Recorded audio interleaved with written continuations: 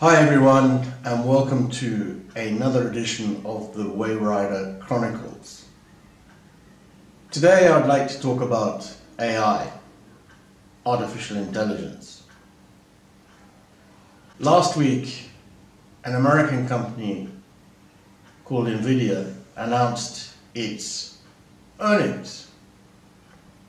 There was a 265% increase in quarterly earnings on its booming AI business, quote unquote. Revenue is over $22 billion. What does NVIDIA do? NVIDIA makes the computer chips that power the computers that enable AI, artificial intelligence, to actually function.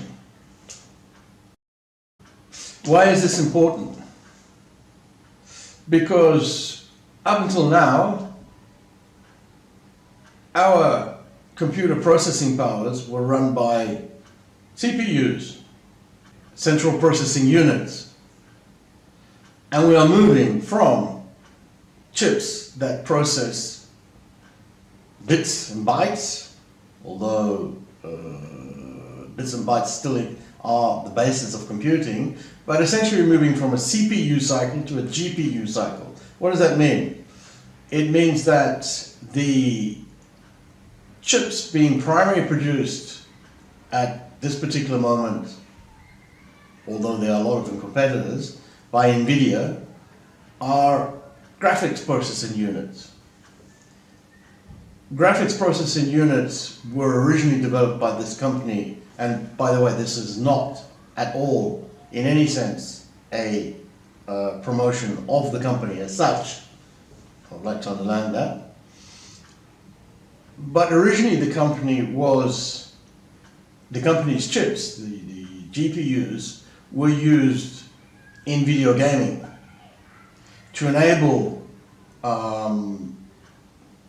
the graphics in video gaming to become more realistic. We've all seen how the original games, if you went back 20 years ago, were clunky. Now you can look at a video game and they try and get as realistic as possible. Movement, shadow, nuance and spoken voice, etc., etc. How does this relate to, and why have these essentially video GPU units, graphical processing units, or a graphical processing unit company, gone from computer games to making over $22 billion relating to AI? The simple explanation is that AI is the interpretation of billions of different data points. Personally, I think the main way that AI has accelerated because of the graphics, the GPU involved, is that data points are essentially pictures, graphs, and text. But what is text? Text is just another picture. I mean, we've got to look at it. Text is a pictorial or graphical way of representing thought and speech. So if you've got a processing unit that can analyze all this text and the associated images and the graphics involved, I'm talking about graphs, and which, when you plot data coming out of the numbers, which again are a pictorial representative of mathematically what we try and quantify different processes and what we are doing, then AI, these chips enable various companies and programs, the whole chat GPU and the way that these different tech companies, and I will stay away from naming them because this is not endorsement of any particular tech company. These tech companies have developed massive programs which analyze billions of data points, but extremely quickly, enabling people to front-facing consumer people put in a query to an AI program, and it will come back with a range of answers. This is what I call personal applications for it, of which last year there was a lot of talk and essentially a lot of backlash against it, because a lot of people believe that it was going to take away our jobs. As a slight aside, it's the Luddites in all of us came out. Luddites, who were the Luddites? The Luddites were the workers back in the 18th century in the pre-industrial United Kingdom or Great Britain, when they brought in machines to do the work of weaving and etc. And these looms, as they call them, were mechanical looms, and they set about smashing them because they're going to lose their jobs. As it turned out, they did, but it turned into a big, they did lose it, some people lost their jobs, but it did turn into a massive benefit for everybody. The whole Industrial Revolution, I'm not going to go into that.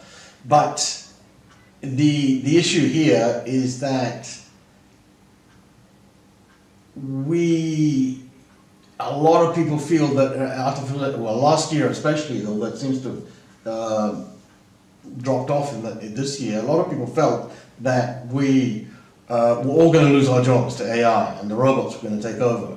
I think we've moved on from the Terminator type robot that's going to come back from the future and blow us all up. That, I think, most thinking people have moved on from that. But there's still a great concern, especially, for example, with the current election cycle, not only in America, but there's a huge number of countries which are having general elections this year, with the influence and the possibility to create deepfake, as they call it, news events, be they text, video, speech, or whatever. That is a great concern for a lot of people.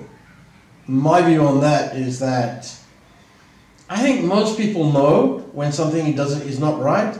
And anyway, if you're getting, because a lot of these things, these type of fake events circulate on social media, if your primary source of information and news is from social media, you got a problem.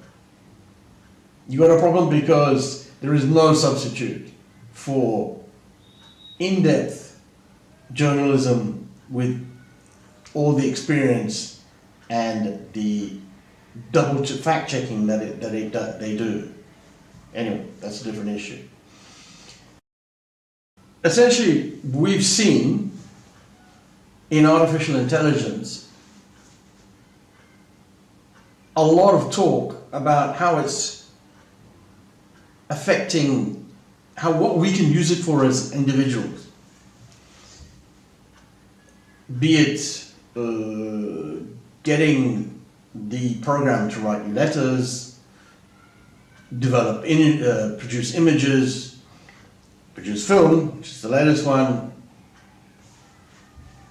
give it a prompt, show me a video of a dog walking upside down in the park, and it'll do that, and it will produce a short form video. Right, this is all very interesting.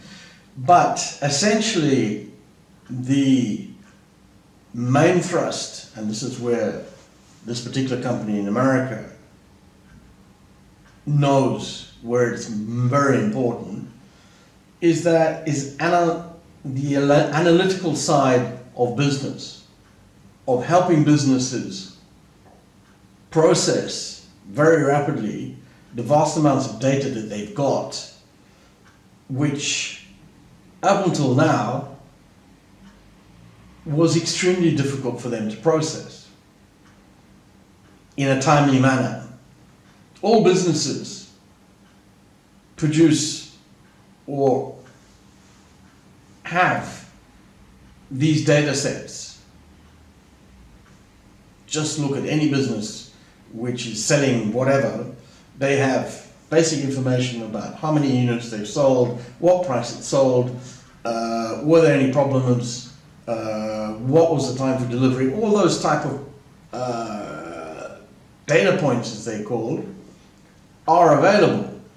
But normally they were available in diverse, quite different data sheets or Excel sheets or whatever. If you have a program that can bring this all together, it becomes extremely powerful for businesses to analyze and improve not only their products. Okay, yeah, we're going to make more money, but let's get away from business. Let's look at healthcare.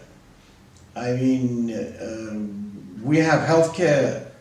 I mean, essentially, a patient goes to the doctor with it. Something's wrong.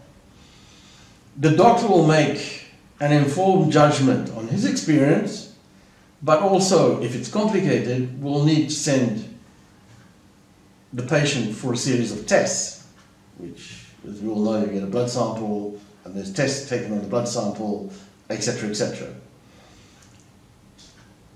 The analytical side of that, those samples, then come back to the doctor, and he will make an informed judgment on what he feels is a possible remedy for this particular person's ailment. Now, all that information is available to all the doctors, but what is happening if you have a vast amount of information available, the doctor, which is put forward to an artificial intelligence program, the program can look at it and decide and discern patterns based on probabilities that happen because we've got a massive data set of all different patients who went to have the same analysis done, and we're all different, so every time it's going to be slightly different, and come up with a much more informed solution to that particular patient's problem. Of course, the doctor will have to decide. We need to get away from this fact that, the artificial program, the AI program will say you need such and such a drug. It's not going to do that. It's just a way of helping and vastly improving the process of analyzing and comparing data sets, basically. And this is where, across a whole range of businesses, and not only businesses but healthcare, weather prediction, financial markets, etc. The business application for artificial intelligence is much vaster.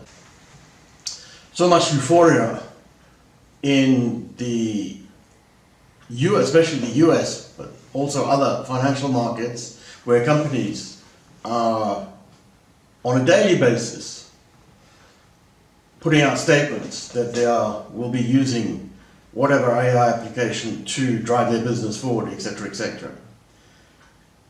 And this is why, for the companies producing these chips, these GPUs, that it's such a large revenue source for their businesses. The main point I'm making here is that we should not only be looking at the consumer or public-facing part of artificial intelligence. The main part of artificial intelligence is going to be business and government, and all governments will be using AI, not only in America, but other sovereigns, UK, Europe, etc., etc. Some will use it wisely, and some will not use it wisely. But that they've been doing for years and years and years, so there's nothing new there. These are the Wayrider Chronicles. My name is Kim. See you guys.